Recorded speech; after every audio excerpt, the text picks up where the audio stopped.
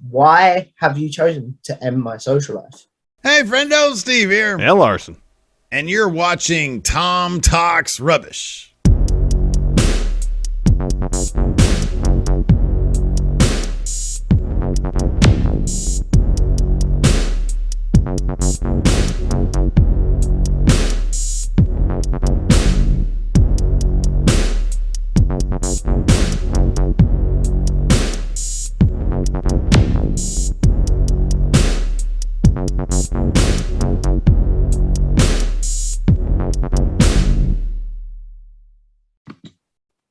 What's going on, guys? It's your boy, Tom Talks Rubbish, and stand back with another interview.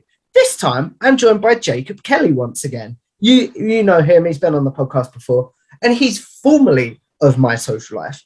But today, we are here to talk about why he has chosen to end the show. So welcome back on the show, Jacob. Thank you, Tom. Thank you for having me back, man. I really appreciate this. So let's start with a big question. Why have you chosen to end My Social Life? Also, my mic just got a lot better. I just realized it was connected to There we go. Sounds a lot better now. Yeah. But so I decided to end the podcast because I got an opportunity to host a new show with a company called Creator Now out of Los Angeles.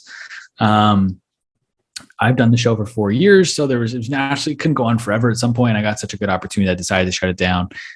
Creator Now is a company that is essentially reimagining film school for the modern age. They're teaching people how to be YouTubers, how to create consistently. And so it's a very similar world to what my show plays in, talking to creators. And I had one of their co-founders, Zach Honover, on my podcast a couple of years ago now. It's 2019. He was episode 95. And he's one of the co-founders of this company. And he reached out to me and was like, hey, we're looking to start a podcast for Creator Now. We need a host. Would you be interested in hosting it? And that was kind of an initial conversation at the beginning of March. And then we met up and we had coffee. Actually, we both were visiting the same city at the same time, which worked out well. And then we kind of talked through it for a while. And then, we've just been going, kind of progressing more towards it ever since.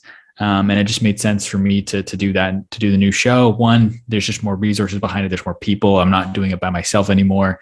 They have a deeper Rolodex. They have more connections than I could ever imagine in the YouTube world. So we did some test episodes last 2 months ago, and we had some massive creators on it. I think collectively, all the creators we had test episodes for, if you add up all their following or subscriber counts, it was over 60 million. Oh, wow. And so like a lot of big names, plus they want to do it in person. So we're filming them in Los Angeles. So I get to go to Los Angeles every couple of months to shoot these podcasts. So there was a lot of things, plus I'm getting paid, plus the people are amazing. So there's a lot of reasons as to why I figured, you know what, I want to focus on this show. I could have, they didn't ask me to shut my show down. That wasn't like one of the conditions. I could have done both, but I wanted to show my commitment. It's going to be very similar shows. So I didn't want to ever be like, oh, I want to interview this person. Oh, we're going to get them on the Creator Now podcast. So maybe I shouldn't ask them to call My Social Life. And I didn't want to split my focus. I want all my attention to be on this new podcast because I have a lot of belief in it. I think what we're building is pretty special. So I wanted to put my focus on that. Fair enough. So if this opportunity hadn't come up, would My Social Life still be ending? That's an interesting question. Probably not. Maybe. I honestly was like at a point where I was like thinking about it. I was like, should I end it? Like, how long am I doing this? What's the goal of the show? Does the show still service that goal? But I mean, there's a chance. There's a chance I could have been like 200, just a good spot to end it anyways. And I'm just fortunate to have something else to step into. But there's also a chance that I just kept going because that's what I've been doing for the last 4 years. And I don't really know anything different at this point. Mm-hmm. So what is something that you've taken from how you were doing My Social Life to the Creator Now podcast? What is maybe a way you did interviews? Like, what is like a skill maybe you've taken that you're going to carry on using? Definitely my preparation process, like how I prep for an interview. It was actually interesting. I did have to do one interview absolutely with zero preparation, which was interesting to kind of see because I've never done that. Granted, it was with somebody I'd interviewed twice before, so I wasn't going in completely blind. But I still, for the most part, like to do a lot of preparation. But the preparation now is different from the new show prep is different from the old show prep. Because the old show was like, let's explore this person's story. So I'm learning every little thing about their backstory and who they are and where they went to school and every little thing. Versus this new show is about the creative process of successful creators. And so I need to kind of be able to understand their art and their work from a very deep level. So like I'm having conversations with TikTokers. This guy named Daniel Wall. We were having a conversation on the show, and I was asking him about like how he utilizes hooks, not just at the beginning of his TikToks, but halfway through it. He likes to say, and it gets even crazier, which is like a way that one, it helps boost his retention, but also it transitions to the next topic of his video. So I need to be able to like pick up on all these little nuances. And I do that just by like consuming a lot of their content and doing a lot of the deep research that I've always done, but looking for different things than I did before. What is something that you're not going to take with you from My Social Life that you're like, that was something I did for My Social Life. This is something I'm not going to do for Creator Now? I think one thing, and it's going to be nice to have like not just me working on it, which is going to make this easier, but I feel like with My Social Life, I became so focused on just getting a new episode out every week. I was too busy working in the show to actually be able to take a step back and work on it. So with Creator Now, we're going to be more intentional about who we're interviewing, why we're interviewing them, where we're taking the show, where we're distributing everything. Like there's going to be an actual intent behind how we're operating versus me. I was just go, get these episodes out there every week. And that took up all my time. That didn't have any time left over to think about the strategy of the show or anything like that. So taking that into the new show is going to be really exciting. What is the thing that excites you the most? Because you talked about how excited you are for the new opportunity. What is the thing that excites you the most about this new opportunity? I think honestly, like it's the people I get to work with. Like obviously like going to Los Angeles is really cool and getting to do that and getting to sit down with Biggie. Like the whole thing is exciting, but like I think a big takeaway for me after being there in June doing this is like the team that they have built at Creator Now is just full of unbelievable people. And after working on My Social Life in a silo by myself for 4 years, it was like very refreshing to me to have other people there and other perspectives and all just good people too. That's probably what I'm most excited about building the show with a group of people that I genuinely like and I genuinely care about. What is, because I know you discussed like stuff that you're, actually, I'll ask you that first. What is something that you've been happy to hand over to your new team? And then what is something that you're like, I will do this stays with me? And excluding interviews, obviously. Yeah. And when it's not like my team, like we are definitely all equals in this. Like it's not my team. Just I know. I get what you're saying. I just want, 100%. I just want to make sure that I don't like that. No one thinks that that's how I'm thinking about this new show. Like it is definitely not. We are a team in this together. The team then. Yeah. I mean, like I am relieved right now to not have to do the editing on top of like a full-time job. That was very difficult. If someone could take that off my plate, I would I feel you. Yeah. And so like editing is like, it's not that I have a problem with editing.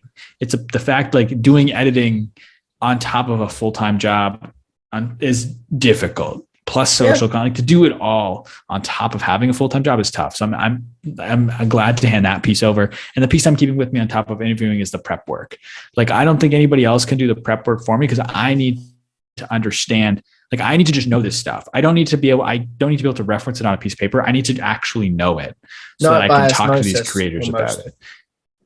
I need to be able to like talk to these creators on I'm not on their level because they're obviously going to know more than I will, but like on a closer level than other people because I spent the time consuming their content that I really know it. And I'm not just reading points off of a paper that somebody else told me that, oh, this person really likes to use timers in their videos because that adds stakes to the video, that adds tension. I need to be able to know that and reference specific videos that I've watched that in because that just elevates the interview. So I have to do that myself. So I'm still holding on to the whole prep process. I know how important the prep is to you. That's conversations we've had off camera and stuff. But is there a part of the prep? I know that you've said you want to keep the prep, but is there a part that you're like, yep, you guys can take this? I don't think that I'm like, yes, you guys can take this. Like, I think if you look at like booking guests and stuff as part of the, like the pre-process, maybe not the prep, but like the pre-production aspect of it.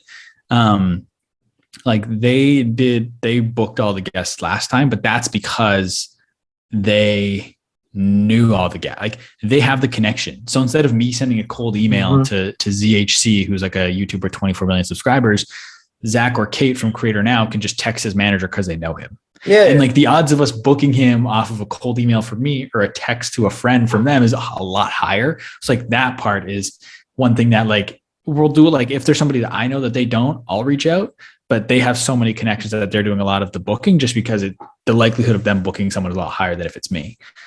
Is there something almost like the personal side? Do you feel like that's been maybe taken away? The fact that you're not booking the guests anymore? Not really. Like you're I don't not getting think so. to know these people on a deeper level is what I mean. The guests? Yeah. I wouldn't say that because a lot of the times it's not like you're dealing with the guest anyways. Like sometimes it's like you're dealing with their manager. And so it's not like I would be dealing direct with the guest anyways. And I've even found that on my show sometimes, like I'm dealing with managers to try and get a guest. And so the guest sits down, they don't know who I am. They just know that their manager told them to show up on the Zoom link and here they are. So I don't think I'm losing. And I think where the connection is actually built is one in the interview, but is also in that like 5 minutes before the cameras come on.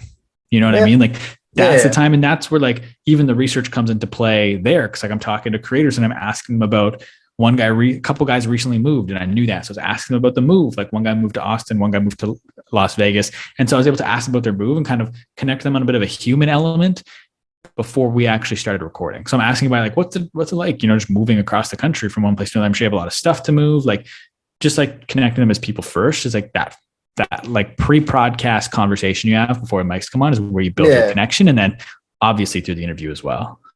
Fair enough. So with this new show, have you got an idea on the format yet? Like what are your hopes for the show and how was it sort of pitched to you? Yeah. I mean, it wasn't necessarily pitched to me. It was kind of like I sat down with Zach in March and we had a conversation like, let's do this. We kind of just threw some ideas back and forth.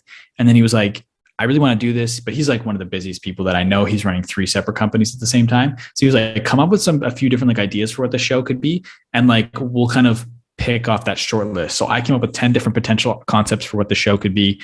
We're settling on the one about the creative process. So right now it's looking like we're still in the development process of the show. So like nothing's set in stone yet. We're obviously going to be doing interviews with creators, but we're looking at building in some other episode types as well. So the core will be interviews with some of the world's biggest creators, but we'll also do some other stuff in that we're still in the process of developing. I know you discussed wanting to put 100% of your effort into the new show and stuff, but do you ever see My Social Life coming back in its current form? I don't think so. I think like there will probably be some like specialty bonus episodes at some point. Like I have a podcast pending with Gary Vee. And so like that one, I will still do that. I'm not going to not take an interview with Gary Vee, who's been the dream guest ever since starting My Social Life. I'm not going to not do that. It's like, I'll do that one and I'll drop a bonus episode here. I had my friend Hayden on for my episode 200. And so maybe in a couple of years we do another, because he's been on the show 3 times. If we do a 4th one in a couple of years, maybe I'll drop that one. So maybe it'll come back every once in a while for like these specialty return bonus podcasts and like nostalgic things. But never in I'm not going to say never, but if I were to put money on it right now, I wouldn't say the show's coming back as like a weekly show, especially anytime soon. What is, because I know you talked about in that podcast, feeling maybe a little bit burned out and maybe like you were taking that podcast for granted. Is that true? Like, sort of? Or have I misconstrued that maybe? Sorry, was I burnt out or was I taking it for granted? What was the question? Little column A, little column B. Were you starting to get burnt out doing the podcast? Yes, I think so. Like, I feel like I was just, but it was also like part of just the norm was just putting a new podcast out every week that like, I don't know if and when I did burn out or what I just felt tired. I'm assuming that's probably what it is. But like, I also have realized I felt tired 18 months ago. So like, was I burnt out? Did I not but like, can you sustain burnout for that long? I don't know. Like, I don't know if I was actually burnt out, but I was definitely drained doing the show for that long. So that was definitely a part of it. Like I said, I was putting a lot of hours into that show. Like there was a period, not recently, like recently I was able to kind of get to a better place with the prep, but the prep used to take me like 6 to 10 hours. Yeah. Plus doing the podcast, plus editing the show takes another 6 to 10 hours. Like, what if I'm doing 2 interviews in a week? Like it was so much work and I had a full-time job. And like, there was one of my jobs I was working was in sports. I was working like way more than 40 hours a week. So like definitely, like, I don't know if I burnt out, but I was definitely drained. And taking the show for granted, I don't think I ever took the show for granted. I think I knew I had something pretty cool, and I got to talk with some pretty cool people as a result of it. But yes, I don't think I ever took it for granted by any means. Fair enough. Have you put anything, because we discussed burnout a little bit, have you put anything in place with the guys that you're doing the show with, like a cutoff point for times that you're doing interviews, maybe like how many interviews you're doing a day? Have you put anything in place basically to avoid getting burned out? Nothing as of yet, but I think we also because I don't think that's a conversation needs to be had as of right now, because I'm only doing like the prep process for the most part. I'm like doing the interviews, and the interviews, like the amount of interviews I'll do in a day, like that's not anything I'm concerned about. Like we did 7 interviews in like 28 hours when I was there. 3 one day, 4 the next. And we did on the second day, we did 4 interviews, like back to back to back, 10 to 1. We did 4 interviews back to back to back to back to back. And like 2 hours later, I was like, man, I wish we had another one. Like I was still ready to go. Like I just love doing interviews and they give me energy. So like, that's not a worry. And I think at the end of the day, it'll come down to communication. Like if I am feeling that way, I just have to tell them, I have to be vocal about that. But not like we have no like systems or checks and balances in place right now. It's not something I'm worried about right now. So yes, long answer to your question, but no, nothing in place. Is there a concern that like because you're working for a big network, say like you get sick or something happens and you have to cancel an interview, is there a concern that might reflect badly on you or the show in general? So you'll be like, I've got to push through this. Not really. We're also shooting them in batches. So like I go out to like, we've only done this once, but we're planning to do it again soon. Like I'll go out to LA every couple months. We'll knock out 6-8 interviews and then I'll fly home. And so I'm not as worried about anything like that. And if it is, then it'll be a bridge we cross when we get there. With going to LA, what is something, just in LA in general, what is something that you did experience when you were there? And then maybe what is something that you want to experience what is something you experienced that you were there that you really enjoyed? And what is something that you want to experience the more you visit LA? Yeah, I think that's a good question. Because like when I was in LA, it's like being a tourist wasn't on my mind. Like my last day, I had a free day and I was like, I didn't really know what to do because I was like, I didn't have a car, which makes LA, you need a car. It's not a walkable city. I stubbornly tried to make it a walkable city. It's like London, the equivalent of London in the UK. I can vouch for that. Yeah. Well, I mean, like, but London has at least London, you got the tube, right? Like public transit is not really ideal in LA. So you're either Ubering or you're walking or you're driving. Like you can't take the tube or anything. And so, but in terms of like what I experienced when I was there, I just like being there. I think I liked being in the environment with a lot of people in the creator economy. Like over the past 4 years of the show, especially like a little bit in the beginning when I was doing a lot of it in person, but like the last couple of years, it's all been remote because of COVID. And so it's all been like, I do these calls and then I just go back to, I was living in Ottawa at the time. There wasn't like a huge creator economy culture there. When I'm there, I'm at VidCon. And so it is literally creator economy every which way I look. Everyone I'm talking to is involved in the creator economy in some way. And just being in that environment with other like-minded people in that industry was really, really cool for me. So like, I definitely want to experience more of that when I go back. And in terms of like, what do I want to experience when I get there? Actually, one other thing I really wanted to experience and I did was I really wanted to have an acai bowl, which is like a smoothie bowl. And I had one. I know what they are. I've been to LA before. They are unbelievable. Unbelievable. But so when I go back, I think I just want to spend more time in Santa Monica, probably. Like I think next time when I go back, I want to at least watch a sunset on the beach one day, I think. So I think that's probably something I want to see when I go back. With LA being the sort of town it is, with like acting and stuff, is there a desire to cross the stream into acting or presenting like TV shows maybe? I want to write, actually. I don't want to, like, that's what I do in my spare time. Like I wrote like in 2021 from February 2021 to January 2022. So just a year, I wrote 4 screenplays just for fun. And so that's something I want to continue doing and pursuing. So there is like that desire in that way to potentially do something in the film industry with writing and directing as well. If you were to direct a movie right now, do you have like plot points and stuff or write a movie? do you have like a movie in mind, or will that be something that comes to you the more you're in LA, maybe? No, I mean, like I said, I already wrote 4. So I have 4 that are like, Yeah, that was a very stupid question. I do apologize. that's okay, dude. Don't stress. I have those 4. I'm going to start working on another one. But I have like a list of like 100+ ideas in my phone. So I won't, not lacking on anything in the idea department. That's for sure. We discussed earlier the fact that the booking guests has sort of been not taken away from you, but like they have more connections, so you don't have to worry about booking the guests so much. But will you still have like input on who you're booking and stuff, or will it be sort of like you're Jacob today, you're interviewing this person?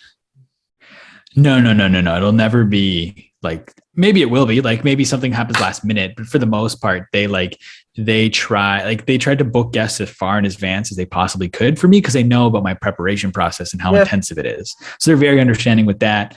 And I definitely have input. Like there's a couple people for when I go back in September that I've asked to try and book, and they booked one that they know. So it's definitely a very involved process. Like we're not doing this all like like I said, we are a team, and it's a lot of, like I said, really, really good people there that I really, really like, that I'm very excited to work with. So there's nothing like that.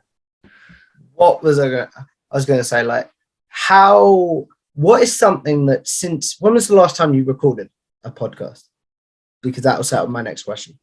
Like an interview, or like I recorded my like goodbye 1 hour solo podcast on Sunday. So like a couple days ago. I also hosted a panel yesterday with 3 people in the YouTube world. And then I recorded episode 200 of my last actual interview of a podcast was July 28th. So like 3 weeks ago. Okay. Well, so we'll start with the last episode, because there's a lot to unpack with this question. What is something that because you talked about it being long hours and stuff, what is something that a habit you've broken, or something you've started doing now that you've gone back to civilian life, quote unquote? I think like it's not like something I've gone back to, but I recently moved cities. Yeah. And so now, not being as busy, it's like I have time to kind of be a tourist in my own city. So my girlfriend and I are going out, we're doing a lot of stuff on the weekends. We're doing a lot of exploring. I live in Toronto now. So a lot of exploring of Toronto and stuff like that. So just enjoying the city that I live in is one of the things that I'm doing right now. You brought up your girlfriend, and I would love for you to tell the story that you told on your Goodbye podcast about like how supportive she's been and stuff like that, if you're okay with that. Yeah, dude. I mean, she's been crazy supportive throughout the whole show. Like when I first started, we were living in a 2-bedroom condo in like the suburbs in Ottawa at the time. And like, I just literally like commandeered our guest room and I turned it in like a podcast studio. And she was on board for that. She was cool with that. And then we moved downtown to an apartment. And I obviously, like, I don't think she was fully new. Like we'd been dating for about just a year and just under 2 years when I started the show. And, I don't think she realized how much work I was taking on. I don't think I realized how much work I was taking on. Plus I worked in sports at the time. So it was crazy hours in sports. Then I would work all day, all night. So there's times I was getting up at 6 a.m. to edit before work. I'd edit it late at night, and like never complained about how much I was working on it. She always got it. She always knew this is something I really wanted to do. And like every time I recorded a podcast, she would leave because she just wanted to make sure that this story, by the way. This is commitment, man. Yeah. So every time I would record a podcast, she would like at least an interview. If I was doing like a solo one, like she might go sit on the couch or something. But like if I was recording a podcast, whether it was remote or in person, she would leave to make sure there was no background noise. Because I was stressed about that and she didn't want to stress me out and she didn't want to make background noise. So like she just left so we didn't have to worry about it. We also had bad Wi-Fi. So if I was doing a remote podcast, that's why she would also leave, so that she wouldn't take up Wi-Fi, so that the connection would be okay. And every single time she would leave. And like, it was, I think one of the stories I told in the podcast was like episode 6. It was my first podcast with 2 guests at the same time. And like, I didn't know how to manage it. So that podcast went for like 2 hours. And my girlfriend came back to our apartment and just sat in the lobby of our building, which wasn't like an actual lobby. It was literally like a concrete bench. And I think her phone died or something partway through it. So she sat there for like an hour, just waiting for us to finish this podcast. So she's made a lot of sacrifices to allow me to really pursue the show to the fullest. And like I said, I think I said on the Goodbye podcast, like I'll be forever grateful for her support on the show, because it doesn't become what it is. I don't put the amount of work in, I think, if I'm not with somebody like that who supports me in that way. Have you done anything since the show has ended to like say thank you? I think one thing is like, and I said it on the podcast, was like, I don't think I've done a good enough job of acknowledging her publicly and like saying all this stuff that Sorry she's done. to have you called out, by the way. Sorry, dude. No, dude, no, you're good. Yeah, so I think she want to appreciate the fact that like she got the extensive shout out that she got in the podcast. And I like, obviously when I finished recording that, like she left when I was recording that Goodbye podcast, she went to the gym, and when she got back, I thanked her again. And yeah, that's what I've done, is just telling her how much I appreciate her, and like making sure knows that means a lot to me. If she checks this out, she'll find out again. Oh no, has my Wi-Fi died? You back? Yeah. Sorry, man. No worries. What was the question? So with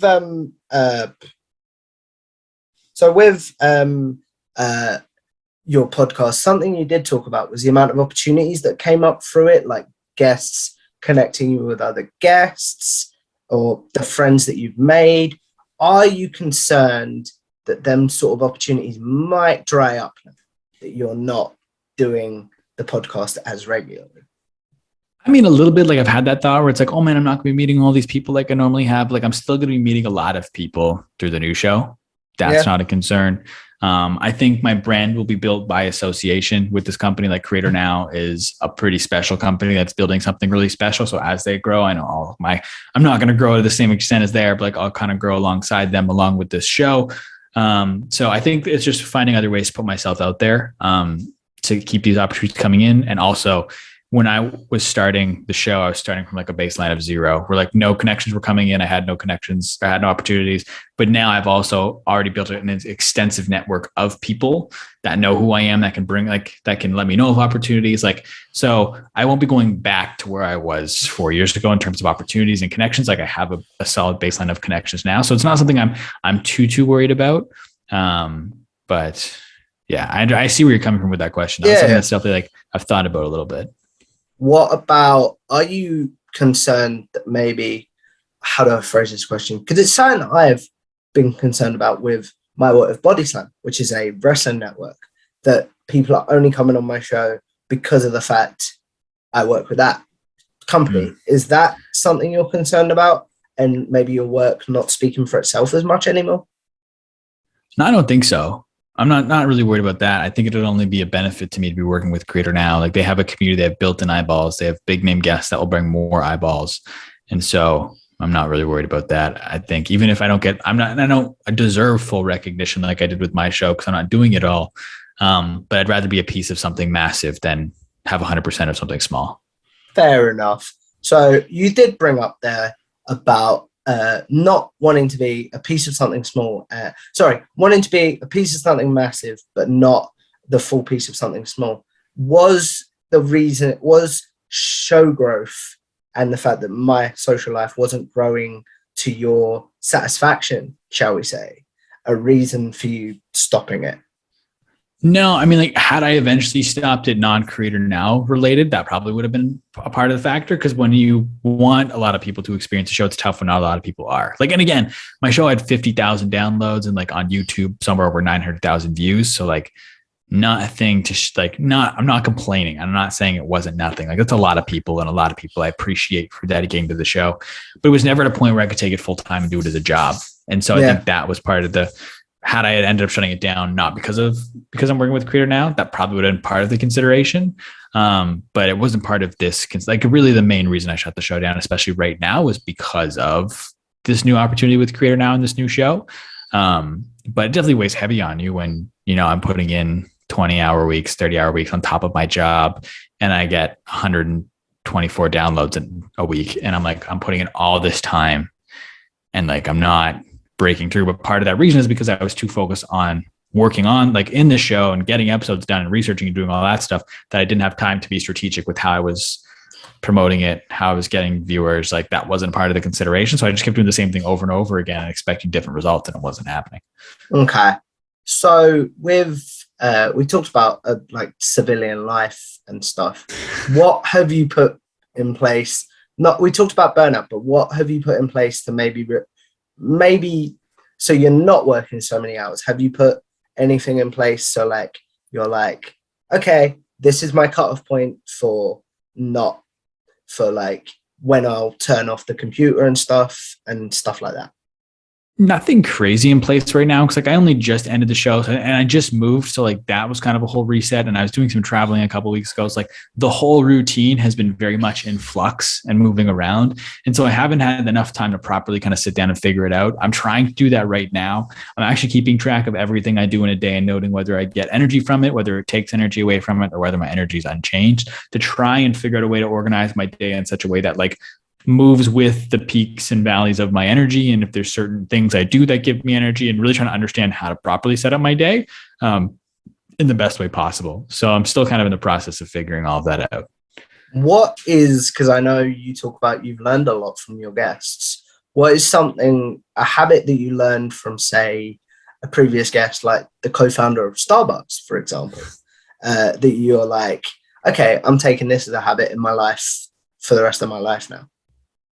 That's a tough one to answer, because I feel like a lot of it, I think, is just like an overtime compounding of hearing all these things from all these people. And it's not like there was one thing that at least jumping to mind right now, that like this one thing I can think of that I've definitely implemented in my life that's changed. I think it's just been speaking with a lot of top performers and a lot of talented people, and like through osmosis, you kind of mentioned that word earlier, and just kind of over time, like these changes have happened almost like subconsciously, just from having these conversations every single week. But again, going back to what I've talked about, is like doing all this work and on for the show, it's like there was not even time for me to stop and think about like, let me try and implement this, or let me try that. Like it was just like through osmosis and just kind of over time I changed. But there was never one like guest that said something that was like a huge unlock that I went and changed my life with. Like it was just the fact that I was talking to somebody like successful, accomplished, impressive every single week, that just led to me changing as a person. You talked about there, which I find quite interesting, not taking the time as the show was ending to realize what an accomplishment it was. So have you taken that time now and been like, wait, this was crazy these 4 years? Yeah, I think I have over the last couple of days. Like I don't think it fully hit me that the show was ending until like, I think when I scheduled the last podcast, and I was like, oh shit, like it's over. And I took my phone out and I took a little video of myself in that moment of like how I'm feeling now the show's ended officially, like what's going through my mind. And like, I try and do like trying to keep more of a record of things like that, whether it be through vlogs or just like life updates, where I just sit down and talk to my phone for a little while. I'm trying to do that more often just so I can look back on that kind of stuff. But I definitely have reflected more so on what the show has been over the last week or so. You talked about getting your phone out and recording more life moments. So I know you have a vlogging channel. Is that something that you maybe want to, now that some of the work has been taken off your plate from the podcasting, is vlogging something you maybe want to give more of a bash? I mean, I've been doing a lot of vlogging lately just because I went to a conference in May. I went to LA in June. I moved in June. I'm in a new city, so everything's new and exciting. And then I did a trip out to the East Coast of Canada. And so I've been doing a lot of vlogging lately. So I have a lot of vlogs coming, but vlogging as my outlet, trying to become not even my outlet, but vlogging is not something I'll ever try to grow. My vlog to me is just like, I'm just trying to capture moments in time so that I can look back on them in 10, 15 years. I don't care if anybody watches my vlogs. The description on every single vlog is a vlog about nothing, ... and then what the vlog's about. But it's not intended to grow. It's not intended to be a thing for my personal brand. Really, like people can go watch what they want. They're there and I love them. But like I just scheduled one the other day. I went golfing with my granddad and my brother. And there's like in this vlog, there's like 45 seconds of my granddad doing his practice swings and then hitting the ball. And like, I know nobody's watching through that, but I know in 20 years, that video of my granddad doing his warm-up swing on the golf course is going to mean a lot to me. So I do the vlogs for me as like a documentation thing, something for me to look back on. Like, I think like, how cool would it be if I got access to like vlogs of my granddad when he was living in London and then moved, or living in Leeds even, and then moving to Canada in his early 20s. Like, I would pay a disgusting amount of money to watch that and see what's going through his mind in that period. So if I can create that for future generations of my family, I think that's pretty cool. Definitely. What is a moment from your vlogs that you've gone back and looked at and gone, okay, that makes me emotional? Or what's a moment that you're like, that happened in my life? That's pretty cool. I mean, when I worked in hockey, I vlogged all 4 playoff rounds, so I can go back and watch me traveling with this hockey team during the playoffs, and like in the locker room after they win a series and their team celebrating, like dumping the Gatorade bottle or the Gatorade onto someone, like throw water everywhere. Like, I've got really cool moments from that trip. I'm trying to think what else. I often go back. I did a golf vlog a couple of years ago with my brother and my granddad, and it just makes me laugh every single time I watch it. What else do I have? I think there's actually a vlog. I don't know if you're in it, but I think I vlogged a day we did a podcast. I think I'm in it. I remember this. You are in it. Yeah. I've seen that. Yeah. Because I think I tweeted it out and I was like, I made it onto a vlog. That's pretty cool. Maybe. Yeah. Yeah. I think I did. Yeah. And so there's no like one specific thing. Like, sometimes it's just, I recently watched my brother moving into an apartment for the first time. Like, that was cool. Like, just to have that to go back and watch. And again, like, they're for 99.99% of people, no one's making it to the end of these videos. They're not exciting videos. To me, it's literally just like trying to capture moments in time so I can watch it later. Fair enough. So moving on to that, what is a moment from my social life that you have, I'll say bottled, but you know what I mean? Like, what is a moment that you're like, okay, this is going to stay with me forever? Damn.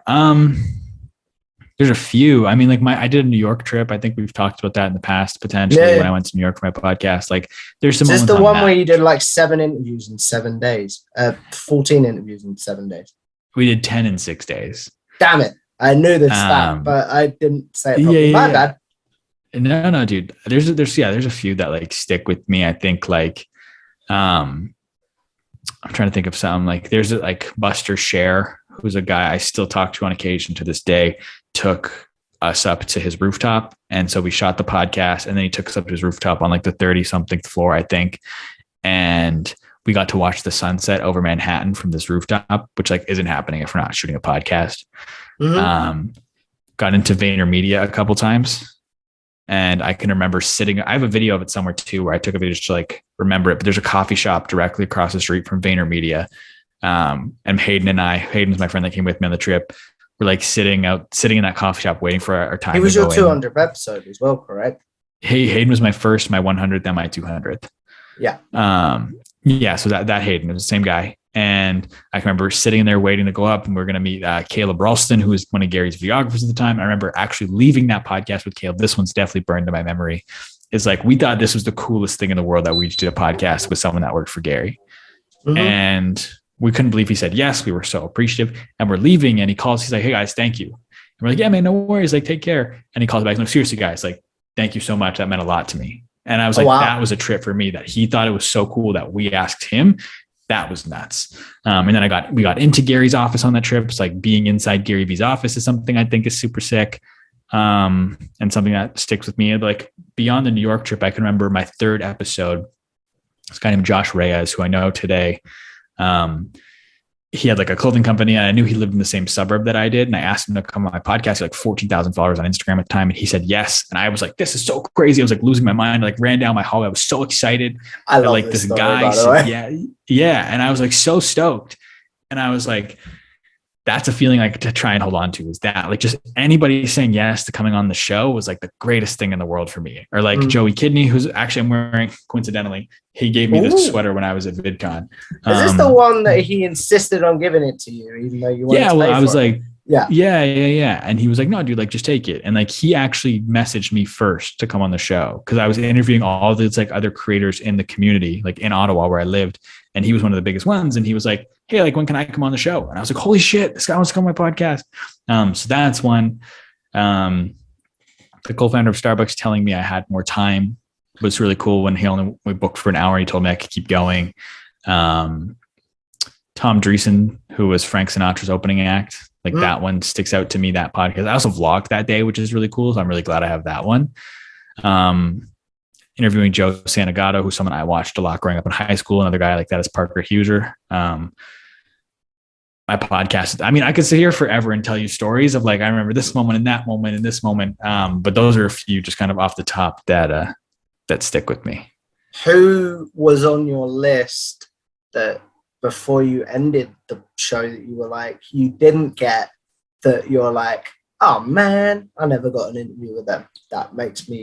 That is like a stone you've left unturned.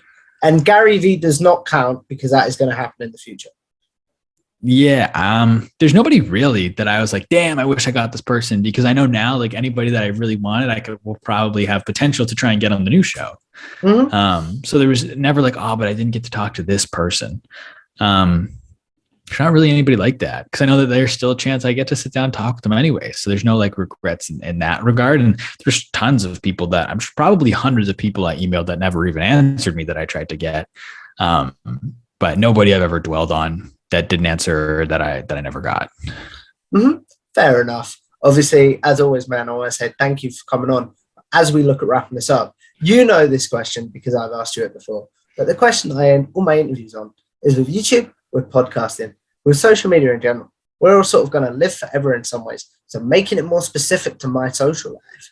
What is one video you want the good people to check out from my social life? And then what is one that you're like, if you could avoid that, I would appreciate it. I don't think there's any ones I want anybody to avoid.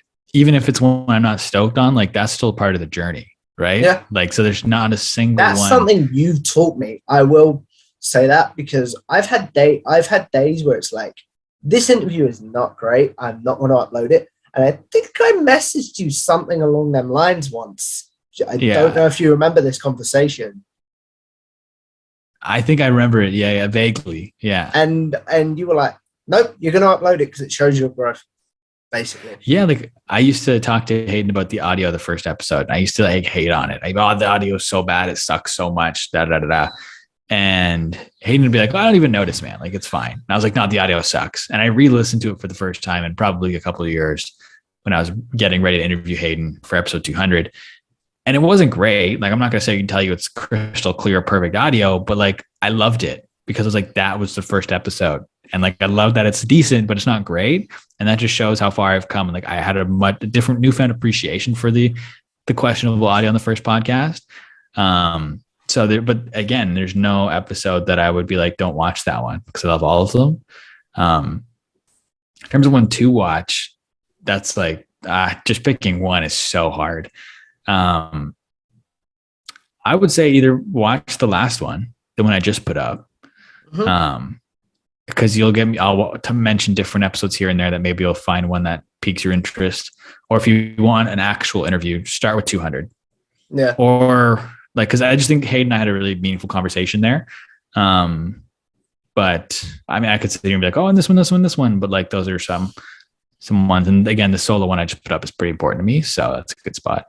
I wouldn't normally do this, but I would say your first Chris Van Vliet one to check out, just purely from my perspective, because that is what launched our sort of collaboration. And I always feel cheesy saying friendship, but like friendship, 100%. You know what I mean? Do you know what I mean? So that is one that I would say to people check out, because they're two really great interviews, by the way. And that's one that's super important to me, because like, I don't think I'd have connected with someone as cool as you if you didn't do that interview. But I told you this off camera, man. Thank you for all your support on all my endeavors. Like, I've always sent you stuff and been like, can you just check this out for me? Tell me where I need to improve. Like, you've always taken the time to check out my content, and I really appreciate it, man. But before we get too sappy, we're going to wrap this up. So where can the good people find you and your content, Jacob? We're going to be a little sappy before I tell you where the people could find me. I just want to let you know that like, it's my pleasure to absolutely be a part of your journey as you do this. And like, it's all credit to you though. I can tell you anything and everything in the world. And you at the end of the day are the one who makes the decisions, whether you implement something, whether you don't implement something, and how you implement something. So I can tell you anything, but it's down to you to actually do it. And so all the credit is to you. I asked you this last time, like, have I improved since you came on last time? Absolutely. That's all I need Absolutely, to know, man. I really appreciate that, man. Of course, dude. And in terms of where you can find me, before you go find me anywhere, make sure you subscribe to Tom Talks Rubbish. Please do that before you do anything. If you'd like to follow me, you can find me everywhere on social media at the Jacob Kelly. Feel free to come and say hello. My DMs are always open. It's well worth doing, guys. So if you guys like this video, make sure, as Jacob said, you like, share, and subscribe to Tom Talks Trash. Follow me on Twitter at Tom Talks Trash. Follow bodyslam.net on YouTube and wherever you get your podcasts for my show of Cassidy Haynes, the Wrestle Watch podcast. And follow the Wrestle Watch pod on Twitter to help us pick the match that we're going to watch every week. And I will see you in the next one. A goodbye.